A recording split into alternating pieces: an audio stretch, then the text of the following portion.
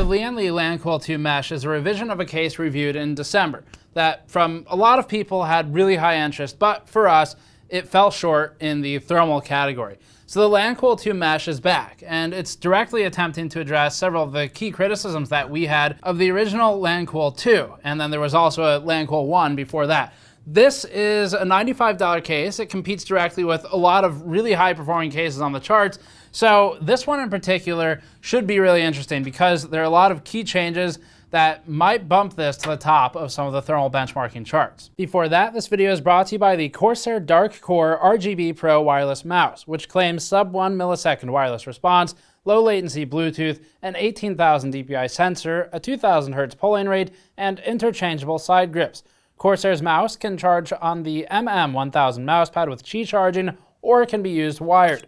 Learn more at the link in the description below. We actually started hearing about the Lancool II Mesh immediately after our initial review of the Lancool II went live. And that's because the CEO of Lian Li, and the one who drives a lot of the design for the company, at least for the case side, contacted us and asked about thermal testing and suggested that maybe they had some ideas for how to improve performance with even minor changes, like switching the back to a different hole pattern than the original one.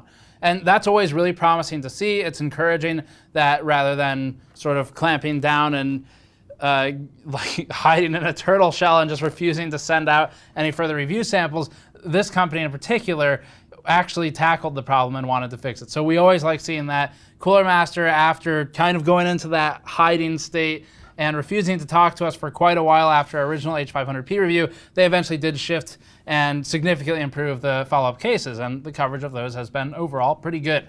So Lancool II Mesh is also making changes. Obviously the Lancool II original, there were still several things we liked about it. It was just thermally we thought it could improve. This one has now gone for a fairly fine mesh front panel, and it's also got holes punched in the side panel, which we unfortunately didn't get to see this in manufacturing when we visited Taiwan, which is when we saw the most recent prototype of this case. But the way that this panel is manufactured is really interesting because they take just a wheel with a bunch of punches in it and roll it across the steel. Obviously it's automated, but pretty cool process and results in a very perforated panel. At $95, the case will compete most directly with things like the TD500 Mesh, which we just reviewed, the P500A, the P400A. P500A is a bit more expensive at $130 though. P400A is closer in price. The H500 blank from Cooler Master was $100. Lately it's $118 to $130. And then the Be Quiet 500DX is also a direct competitor. So that's what we'll be looking at in the thermal charts. For the complete review, you should also check out our original Lancool II review because some of the internal chassis tooling discussion we have won't be repeated here. It's the same tooling, new paneling though, and new tooling obviously for the sides and stuff like that. Let's get into the build notes by Patrick and the thermals, and then we'll talk conclusions. First, let's cover some complaints we had with the original version that have been resolved. The hard drive cages in our first Lancool II sample were falling apart at the hinges. Like many problems, it was nothing a little hammering couldn't fix. But that hammering should have been done at the factory. The sleds in our Lancool II Mesh are exactly the same design, but assembled properly this time. We can't say for sure that the problem is fixed based on a single unit, but it's a start. The 4 door sections on the Lancool II cases are held shut with magnets. On the original Lancool II, these magnets were left bare. So if they weren't tucked in carefully during assembly, they could smack against the metal chassis and chip apart. Even if they didn't chip apart, the lower doors would still slam shut steel against steel, which isn't pleasant anyway. On the Mesh, these magnets are covered with foam pads that protect them and cushion the impact slightly. So this should resolve that problem. Those are the fixes we wanted, but Lian Li has also made some other changes. The first and most obvious is the front panel, which is now steel mesh over a plastic frame with no backing filter, a style that we've seen increasingly often lately. The Cooler Master TD500 mesh case, the NR600, and the Phanteks A-series cases have all started moving towards similar designs. The front panel of the mesh is considerably simpler than the original, which has a fairly elaborate construction with 2 sections of ARGB lighting. The fans are now directly visible through the front of the case, but they did step the stock fans up from 3 120s to 1 120 and 2 140s, which we consider a more valuable upgrade than the lighting. The original case had 2 120mm fan mounts on top of the power supply shroud, directly underneath the GPU, and the mesh expands on this feature. There are open 120mm holes in the shroud for unobstructed airflow, which can be covered with perforated steel plates when not in use. The steel side panel that formerly had a small intake vent is now made entirely of mesh as well, making the shroud top fan mounts much more usable. Lian Li informed us during our visit this year that the final version of this mesh section would be more reinforced than the prototype. And it is, but it's still much more flexible and prone to warping than the solid steel panel on the other side of the case. There's a trade-off being made here, but we believe it's worth it. The mesh's legs are canted inwards, which allows the lower doors to open fully without pinching the legs. And ultimately, when it comes to structural integrity and performance, trading off for one another, both are held really high in our book of requirements, significantly higher than aesthetics. But in this instance, it's sturdy enough and performance does get the victory here. The ventilation holes used throughout the Lancool II were originally elongated ovals. Wikipedia informs us that this shape is called a stadium, an oblong, a disco rectangle, or a sausage body. But it's so hard to choose, so we'll go with sausage bodies. These sausage bodies have been replaced by a honeycomb pattern in most locations except underneath the power supply, which, according to Lian Li, should allow more air to move through it. This is something that Lian Li tested after we did our review and suggested that the case had several areas of improvement for airflow that needed to be tapped into by Lian Li. And this change from the sausage bodies into the honeycomb pattern, which is a much more pleasant name, is part of what accounts for the thermal performance uplift we'll see today. So job well done, Lian Li, for actually caring to test these things, all the way up to the CEO level. It makes sense. The new pattern has a higher hole to metal ratio, so this change will perform better in thermal testing. No RGB means no RGB controller, and Lian Li has repurposed the front panel space formerly used for lighting controls to hold a fan speed slider. The hub it's connected to has 6 4-pin PWM connectors and 3 speed settings, as well as an auto setting that controls fan speed based on PWM signal from the motherboard. For case testing, we prefer to connect individual fans to individual motherboard headers, mostly for methodological reasons, and we always do this for our case benchmarks. But as far as fan hubs go, this one is pleasantly minimalistic. All of that said, there were several small issues that we had with the original case that haven't changed. To start, magnets remain the only thing holding each of the doors shut. We like magnets, even though no one understands how they work, but there's no way to fully secure the doors, either for moving the case around or to prevent big wads of cables from pushing the sides open. The glass doors can still only be opened by first opening the lower steel doors, and the steel doors can only be opened from the back of the case. Finally, there's still just an empty hole in the front I/O where an optional USB-C port can be installed. USB-C cables are available for purchase from Lian Li separately. Maybe this is a good way to give a discount to customers who don't want USB-C ports. For example, everyone who works here. But it just feels bad to buy a case with an empty hole for a feature it doesn't have. We'd prefer a pre-installed USB Type-A port that could be replaced with Type-C, for example. And if you want to see why Type-C isn't included in a cheap case, you can watch our How USB Type-C Cables Are Made video, which shows the painstakingly slow and expensive process for it. Our first Lancool II review was posted before our eATXSLI piece, so we didn't give it any grief at the time over claiming eATX support. Flipping the cable management bar creates some extra room for motherboards up to 280mm wide. SSI CEB boards will technically fit in this case. SSI EEB boards will not fit in this case. So eATX is once again sort of a lie. Even with the normal ATX boards, the stock placement of the cable management bar puts it very close to the edge of the motherboard, making it somewhat difficult to route the 24-pin power connector neatly already. That's all old news though. The biggest flaw that's new to the Lancool II Mesh is a big hole at the bottom of the front panel. This wasn't present in the original case, but for some reason the handle at the bottom of the Mesh's front panel isn't sealed off from the front intake fans. In the very least, it should just have more mesh there, although that is an expensive change. Using one layer of metal mesh without a filter for the front panel is fine, and we consider this the ideal compromise between high airflow and keeping dust out. Using one layer of metal mesh with a big open hole in the bottom that circumvents it is just pointless and makes the whole endeavor pointless, especially at the bottom where dust is likely to collect if it's on the floor. We'd recommend taping off this hole for long-term use. It's hidden underneath the case, so it won't affect the case's appearance. Dust will, however, affect long-term performance, and you can watch our dust thermal benchmark for that. In the very least, this just makes it harder for you because you'll have to clean it out more regularly and more thoroughly inside rather than just outside of the front panel. One feature that hasn't changed is the removable front fan or radiator mount, but it's nice and we'd like to mention it again. It can be flipped around and repositioned to move fans closer to or further from the front panel in small increments, either for better airflow or radiator clearance. The case ships with the stock fans mounted flush with the front of the chassis. We don't recommend mounting radiators larger than 280 millimeters in this case.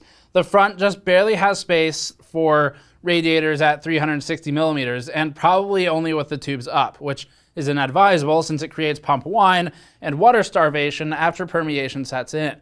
The drive cage is repositionable and removable, but there's already limited space to work with under the shroud without adding fans and radiators into the mix. Clearance from the top edge of the motherboard to the top of the case is just slightly over 3 centimeters.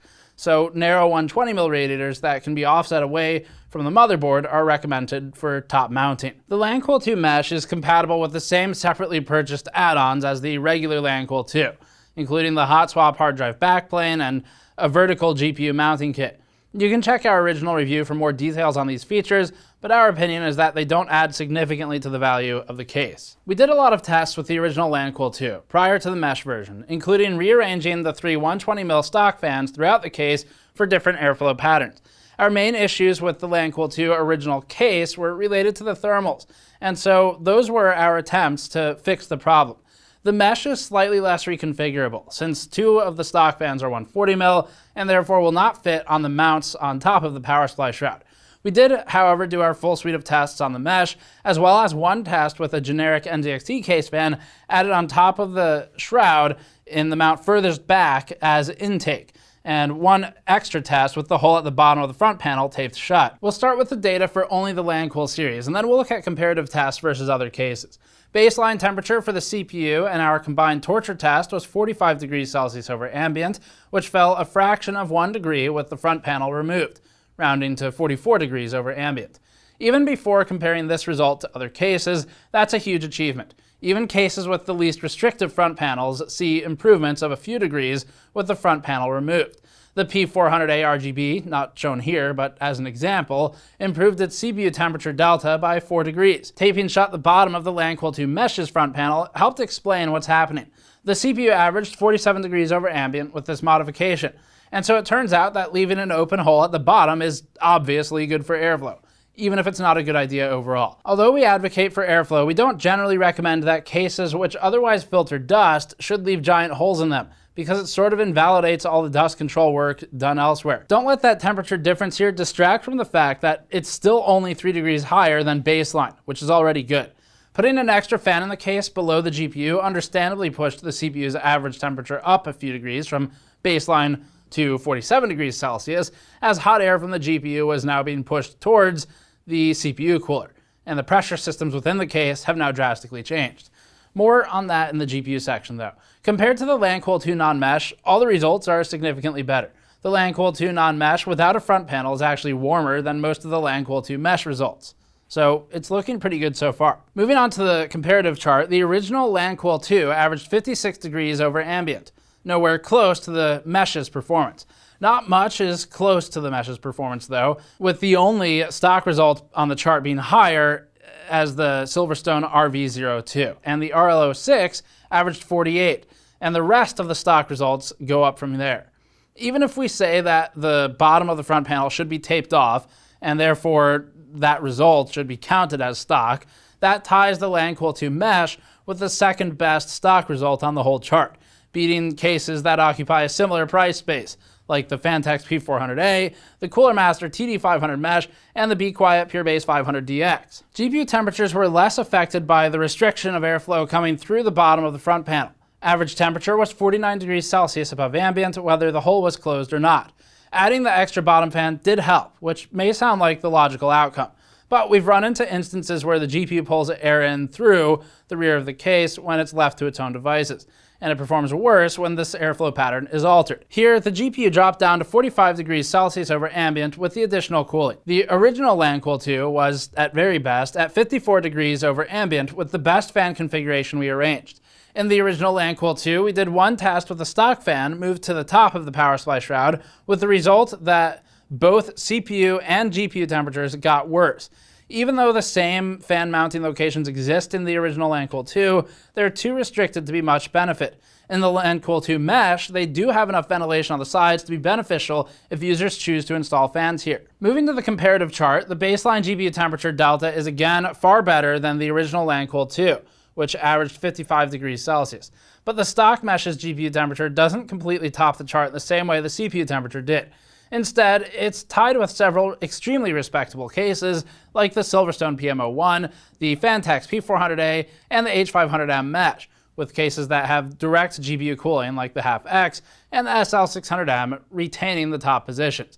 Note that putting a fan on the power supply shroud pushes the Lancool II Mesh up to the same level of performance, as shown in the previous chart. The Firestrike Extreme stress test is used as a gaming stand-in, so this is basically a gaming benchmark, what the thermals would look like there, and it places relatively low load on the CPU, rather focusing on the GPU. So hot exhaust from the CPU cooler can't affect GPU thermals as much as it can in the torture test. Average GPU temperature in this test was 47 degrees Celsius over ambient, a little cooler than the baseline of 49 degrees over ambient.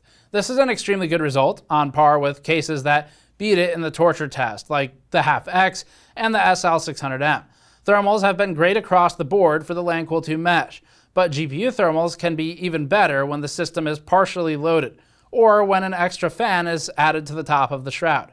The Lancool II Mesh is within error and variance of the SL600M, which is still our highest performer. Blender is next, placing load entirely on one component or the other. This helps show other realistic workloads that are less torturous on the whole system. Rendering our monkey head render test scene on the CPU exclusively had the CPU average 35 degrees Celsius above ambient, which places the Lancool II Mesh at the top of the chart for unaltered stock results. This confirms the results of the torture test that we saw previously. It's within variance and error of the RV02 and the H500P Mesh. The only better result we have logged is a pass with the RL06 with reduced fan RPM. So Silverstone's old case is still hanging on to first place in one category. Contemporary competitors to Lian Li's case are all warmer, although some of the better options are still fairly close, like the Be Quiet 500DX at 36C and the Phanteks P400A at 37C over ambient. The original Lancool II averaged 37 degrees Celsius here as well, a better showing than in some of the more intense workloads.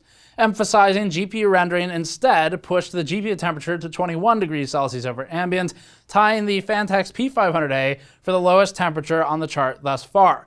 The original Lancool II averaged 26 degrees in this test, better demonstrating the value of the mesh. Our next test is with standardized fans. If you're new here, we always note that this particular test has several methodological shortcomings, but we added it to the best of our abilities due to high viewer demand. If you don't understand this test's shortcomings, please watch our methodology video on the topic that's linked in the description below before using this data to do anything. The stock fans in the Lancool II OG differ from the stock fans in the Mesh, so this standardized fan test provides the best example of how the front panel changes have improved airflow without adding that variable. Swapping in this standardized set of Noctua fans improved temperatures even more over the already impressive baseline results, with the CPU averaging 43 degrees Celsius over ambient. That's the best result on the chart for CPU temperatures in this test, followed closely by the P400A and P500A. The original Lancool II averaged 53 degrees Celsius over ambient, a huge difference despite identical fans in an identical arrangement. GPU temperatures were also slightly improved over baseline, down to 47 degrees over ambient. There's more competition in this category, and Lian Li's case is tied with the TD500 Mesh, but still beats the Phanteks cases. The OG Lancool II averaged 57.4 degrees Celsius over ambient, approximately the same gap as with the CPU temperatures.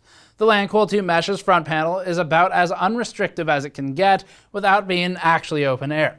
It won't filter dust to the same degree some other cases might, but the extra cooling, we think, is worth it. One trade-off for the Lancool II Mesh is excellent cooling, both in terms of the open front panel and the stock fans, is noise. At 100% fan speed, the case reached 43.1 dBA, and that's just the case fan speed, mind you, making it one of the loudest cases we've tested, behind the Phanteks P500A, at least in recent history. As we point out every time we review a mesh-fronted case, though, fans can be run at low speeds in well-ventilated cases without tanking the thermal performance. We reduced fan speed to 65% for all case fans, only changing case fan speed, to hit our 36 dBA noise threshold that we use for noise-normalized testing, where we set noise levels the same for all the cases by adjusting case fan speed, and we do that evenly. This translated to just over 700 RPM for the two 140mm intake fans and about 860 for the 120mm rear exhaust fan. Noise normalized, so the CPU averaged 50 degrees Celsius above ambient in this test, certainly an increase over the 45-degree baseline average, but an acceptable one, given how much the noise level has dropped. This ties the P500A for best noise-normalized CPU temperature thus far. Other mesh-fronted cases like the P400A and the 500DX do nearly as well, but having multiple big 140mm fans in the front of the case pushed the P500A and the Lancool II Mesh above the rest. Bigger is often better when it comes to noise-normalized thermals.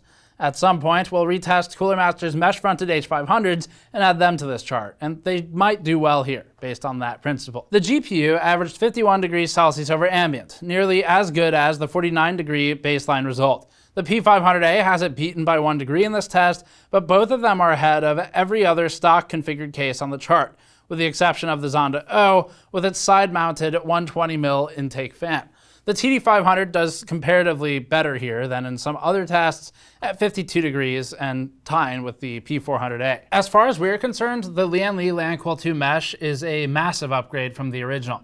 The original had a lot of really key features at a good price point, but again, just our opinion compared to a lot of other reviewers was a bit different, and that's because we're thermally focused. We're performance focused, we look at noise as well, acoustic focused, and that would just fall into efficiency. And once we looked at those things, it was a lot harder to justify than it might be if you were just going after strictly features, at the price especially. So this is a huge upgrade to us and ranks at the top of a lot of the charts. We're very close to it. It's within error of most of the top performers. It retains basically all of the build quality features that we liked previously. There's some kind of gimmicky stuff like the side panel door, but since at $95, $90-ish, it's not really adding in a massive way to cost, we're fine with it. It adds a little bit of functionality, but the best thing about it now, whereas before it was a pure gimmick, is that now it's actually perforated. So you could leverage it for cooling if you needed that. But anyway, overall, the downside of changing so little from the original is that the flaws stick with it too. You can learn more about some of those in our Lancool II original review, but we've discussed most of them here at this point. The major one has been resolved, which was thermals, and then we would suggest taping off the bottom of the front panel as well for dust management reasons. They've already gone through if you're gonna have a front panel, especially one that's got holes in it that are small enough to filter a lot of dust, it just kind of invalidates everything to have a massive gaping hole in the bottom to pull air through. So just close it up. We did thermal tests on it. You can go look at those in this video if you want to see how it did. Overall, this case competes most directly with other $100-ish mesh-fronted cases. Again, TD500 Mesh from Cooler Master, H500 Blank from Cooler Master is a bit overpriced lately. Should be around $100 though if it were priced properly.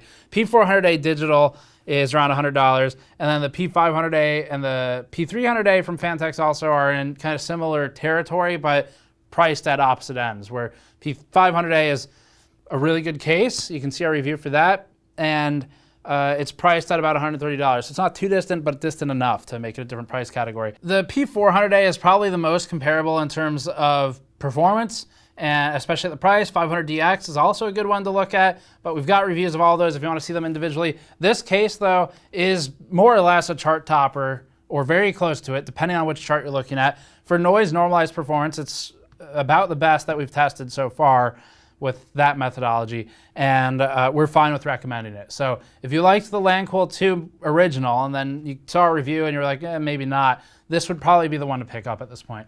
So that's it for this one. That's the Lian Li Lancool II Mesh. You can find more information linked in the description below on the product, reviews, methodology, things like that. And you can support us directly by going to store.gamersnexus.net, picking up things like a shirt, a mod mat if you want a building service for your PCs, or things like our mouse mats for the wireframe mouse mat design. Or you can go to patreon.com/gamersnexus. Thanks for watching. Subscribe for more. We'll see you all next time.